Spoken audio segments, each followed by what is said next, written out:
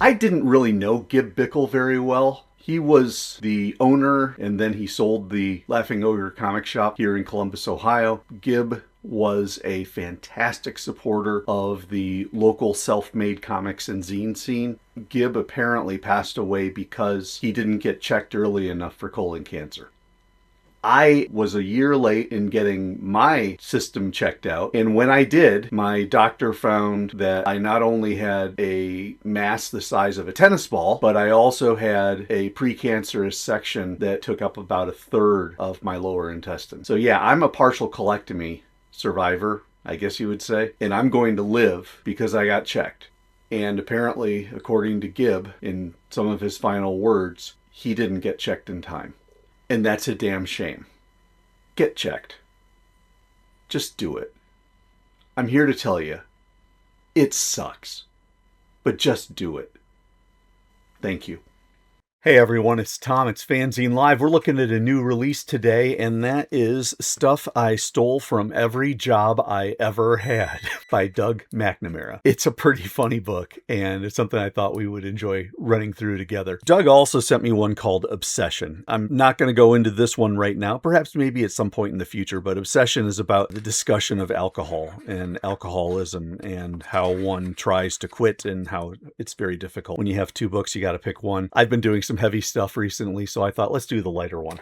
So we're going to look at Stuff I Stole from Every Job I Ever Had. This is slightly bigger. Well, here's the latest issue of Tetragrammaton Fragments. This is a United Fanzine Organization newsletter. It is 8.5 by 5.5.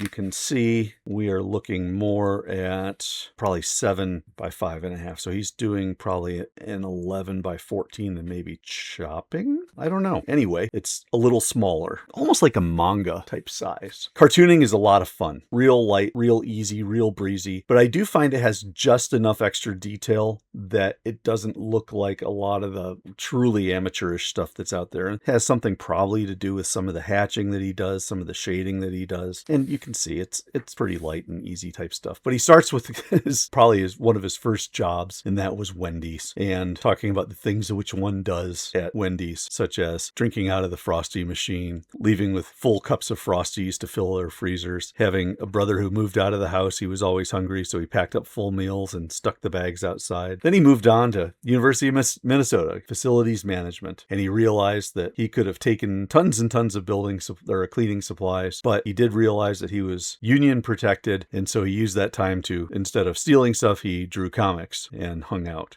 Then he worked at a shopping complex with parking, and he was a parking attendant, and basically worked out the whole idea of how if somebody gave him a little bit extra that he'd pocket it. Then he worked at the University of Minnesota's Department of Entomology, study of, I believe, insects, if I remember correctly, because he kept a lot of the old equipment, like old parasite jars, cool stuff in cow manure, some tie-dye t-shirts that the smell never really came out of. And I love how the girl there says, no. Then he went to go work for Minneapolis Public Schools, and they had lots of stuff, but he didn't really steal much of anything. You know how teachers always end up using their own paychecks because they have to buy their school supplies. There was a bit there. And then he says, agreed to keep his mouth shut when the principal gave him funds, such as restock your classroom. Just remember, you taught the Colgate Science Unit, and those funds were for grants intended to educate kids using corporate branded products. I used the toothpaste money. He worked for St. Paul Travelers, the insurance company. Made a lot of zines after hours, apparently. Then he went to Morgan Stanley and enjoyed screwing around with the folks there, how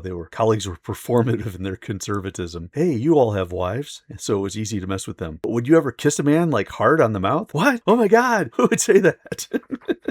Oh, silly. But anyway, yeah, lots of paper, lots of comics, lots of zines. But of course, he was smart enough to cover his tracks. He would change the name of the file so that in the records of the printer, it wouldn't say McNamara's Comics. Then a bit about becoming a security engineer. And then he discusses a little bit of insider trading. And then he said upon reflection, there was a correlation of how much he stole and is it really real work? And when he got off into the real private sector, the parking ramp, the finance, and the insurance world, it's not really real work. The real work was the teaching, janitor, and science lab stuff where he didn't steal much of anything. So it's an interesting discussion. He, in both books, Obsession and this one, he uses this squirrel as kind of the discussion character, the one to have the back and forth with, and he has that closing dialogue with them. And apparently, April 15th is Steal Something from Work Day. But don't do it, because stealing is wrong. Really, it's wrong. Don't do it. But it's a cute piece. I do wonder, I mean, it's a very bold piece to say, yeah, here's all the stuff that I stole, and here's who I stole it from. Is it funny? I found it funny. Is it ill-considered? Possibly, though I don't think the stuff he stole was really that bad. I do wonder a little bit about the insider trading, but we won't talk any further about that. Doug McNamara, a very interesting zine, one I never would have thought of creating myself, but it was a fascinating and often funny read. Folks, I hope you enjoyed this. Make sure you like the video, subscribe to FANzine Live, and tell your friends, because again, where do you see stuff like this? Thank you so much for watching. I really appreciate it. I hope you've enjoyed FANzine Live New Releases today. Stuff I stole from every job I ever had. I'm Tom. I will catch you next time.